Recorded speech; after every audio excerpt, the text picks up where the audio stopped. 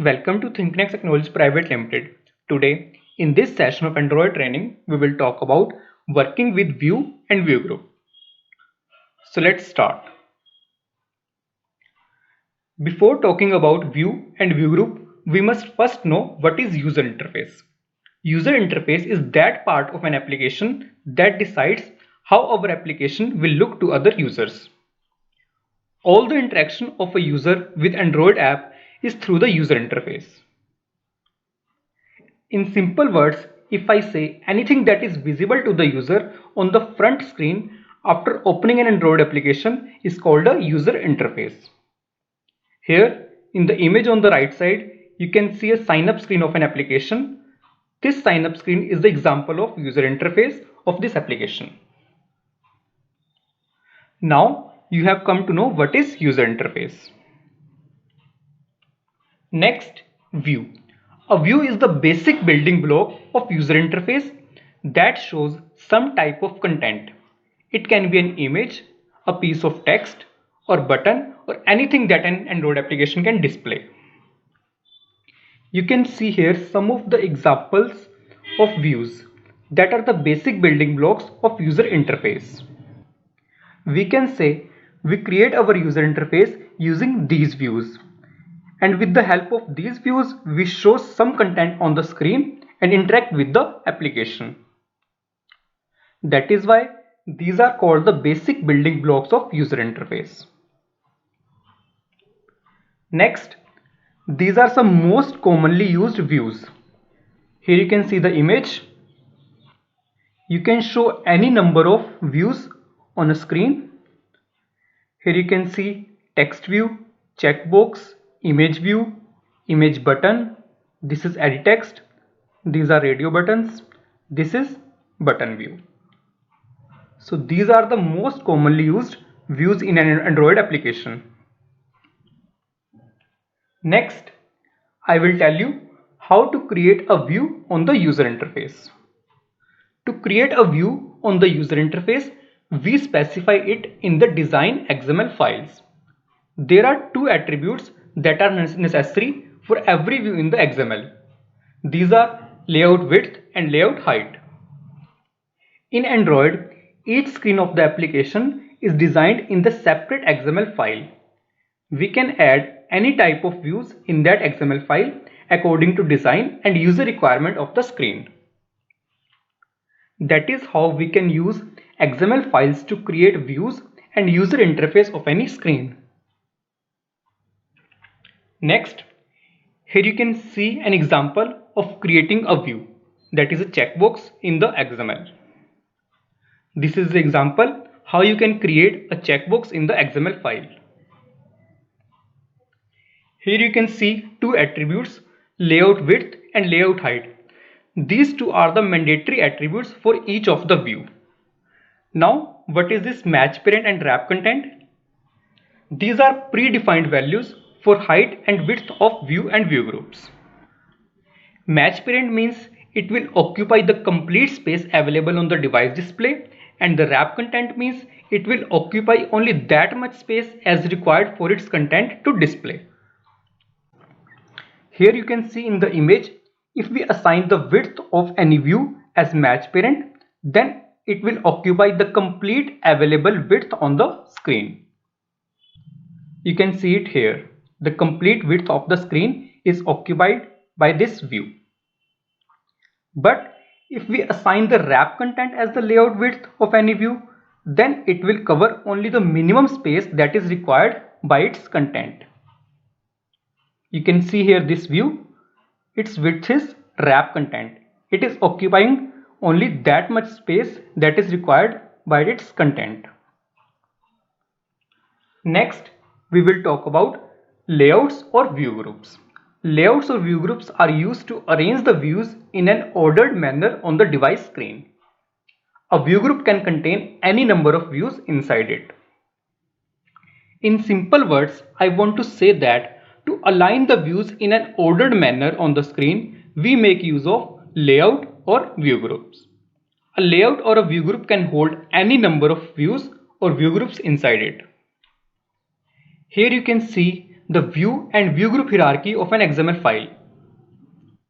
At the parent, always there is a single view group that can be any kind of layout. And then it can have any number of views or view groups as its children. Then further, a view group can contain many views or view groups. That means a view group can also contain a view group inside it. Next, here are some most commonly used view groups. You can see here, these are linear layout, relative layout, web view, tabular layout, list view or grid view. Here on the right side of the image, you can see that at the parent there is a relative layout, and in that there are two childs. First is linear layout and the second is table layout. And in the first linear layout there are two views, and these two views are two buttons. Then in the table row there are two checkboxes you can see here. That is the real-time example how at the parent there is always only a single view group, that is here a relative layout. Then further it can contain any number of views or view groups inside it. That is the real-time example how at the parent there is always only a single view group, that is here a relative layout. Then it can further contain any number of views or view groups inside it. Now you have come to know everything about user interface, view and view groups. View and view groups collectively creates a user interface through which user can interact with the application. Next, working with views and view group. We use Java programming for working with views and view groups. In the Java files, we apply the logic or functionality on the view and view group that we designed in the XML layout.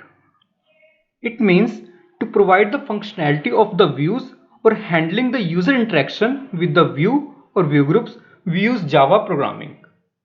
Here we apply logics on these views as Java code. There are separate Java files corresponding to each XML file. XML files are used for creating the views and Java files are used for providing the functionality of the views. To know more about view and view groups and for the working with views, we are going to create a new Android Studio project. For that, open Android Studio and click on Start a new Android Studio project. Then select Empty Activity. Click on Next. Then give your application any name. Suppose I am giving it name as my first app. Then select any package name. Package name must be in lowercase letters and it specifies the company domain for which you are developing the application. Suppose I am giving the package name as com.thinknext.myfirstapp. Next, assign it a save location where your application will be saved. Next, select the language as Java, then click on Finish.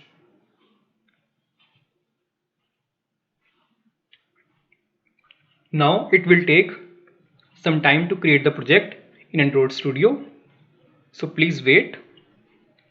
If this is your first project in Android Studio, you must be connected to the internet. It will take some time in Gradle build for creation of the project in Android Studio. Now the project has been created in the Android Studio. Here you can see that by default initially the two files are opened. First is activity_main.xml file and the second is main.app.java file. In this XML file we will design the user interface. And in the Java file we will define the functionality of views and view group that we designed in this user interface. This is the default content of XML file. For creating your own user interface, you have to clear all this content.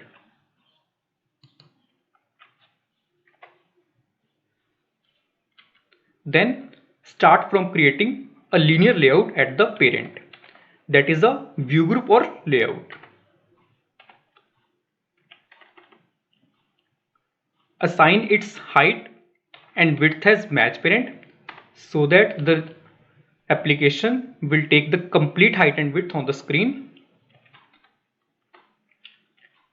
As I have already told you that layout height and layout width are the mandatory attributes for each view and view group.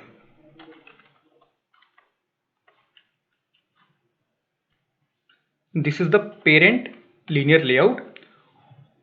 All the child views and view group will come inside this linear layout.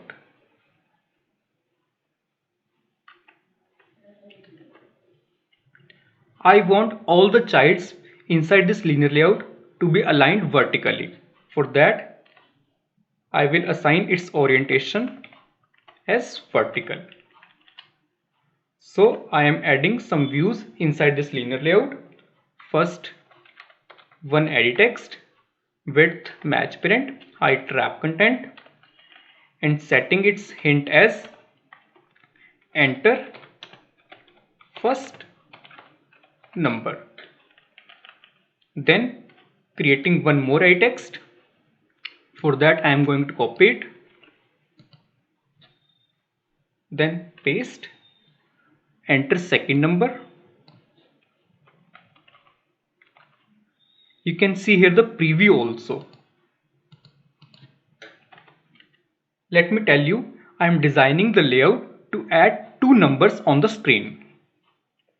For that I have provided two edit text and also I am adding one button, on click of which we will add the numbers, width match parent, height wrap content. Setting the text of the button as calculate sum. We can add some margin or padding according to our requirement. For inner margin, we use the attribute padding 20 dp. Here you can see the inner margin of the linear layout, that is 20 dp. Next, I want to add some margin above this button. For that, the attribute is margin top. Now here you can see some margin above the button. As I want to input numbers in these edit text, that is why I am setting its input type as number, so that only the number keyboard is opened on click of this edit text.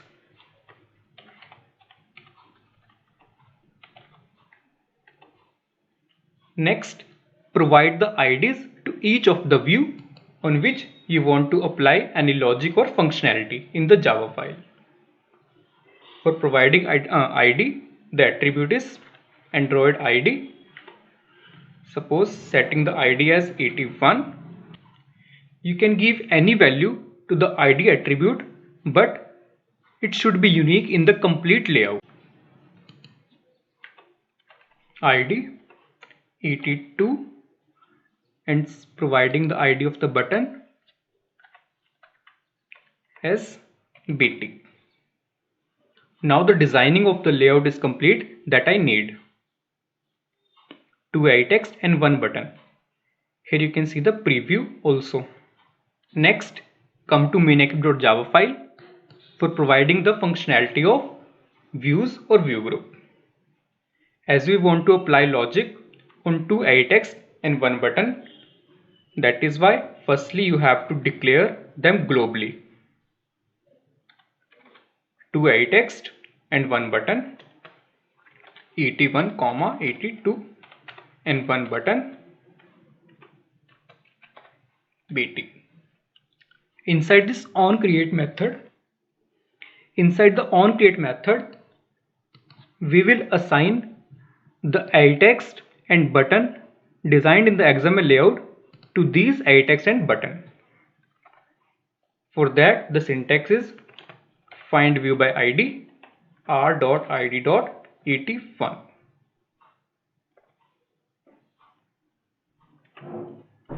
Now the first edit text has been assigned to 81. Similarly, initialize second edit text and button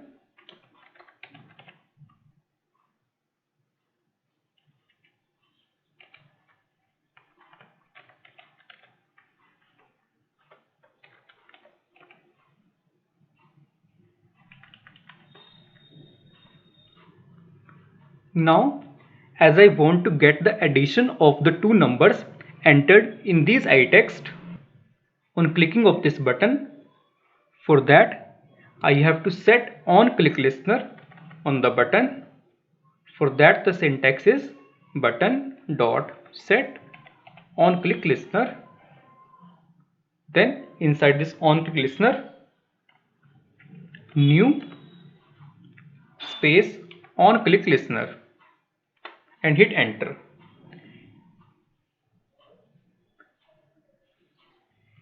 It will automatically create a method that is onClick. Now as you click on the button, then this onClick method will be called. So now inside this onClick method, we have to perform addition of the two numbers that is entered in this itext.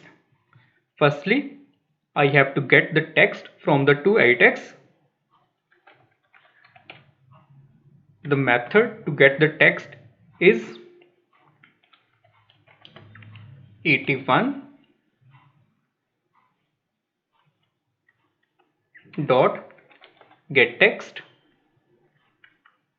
dot toString.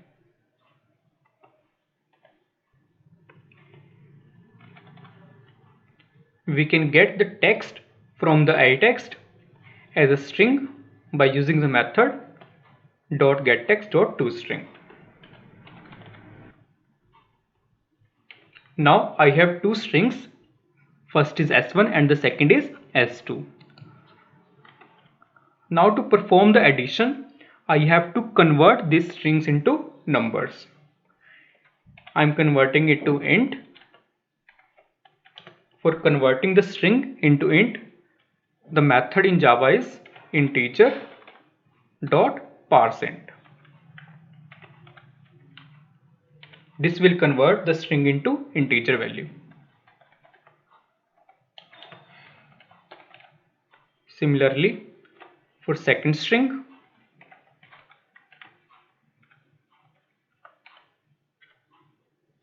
now I have two integer values that I have to add. Now I am going to add these two numbers, i1 plus i2, and storing it in a third int type variable int i3. Now the result of addition is inside this i3. Now finally I have to show the result on the UI.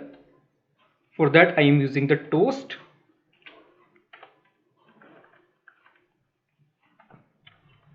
Toast can display only the string type values.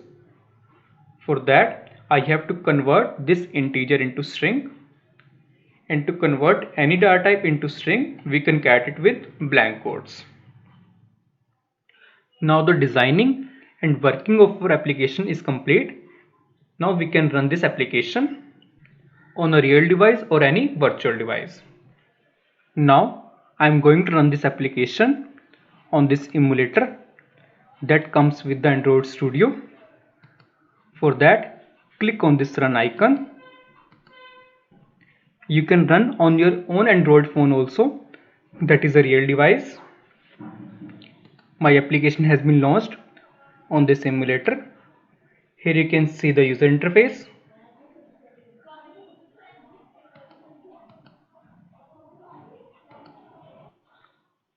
Now to see the working, firstly I am going to enter two numbers in these two itexts. As you click on this itext, you can see here number keyboard is open because we have set the input type as number. So I am entering a value as 5, and in the second itext entering the value as 7. Now I am going to click on this button. Here you can see the toast 12. That is the addition of two numbers. That is the toast. That is all about creating your first Android application to add two numbers. Thanks for watching this session. For the next session in Android training, keep watching. Thank you.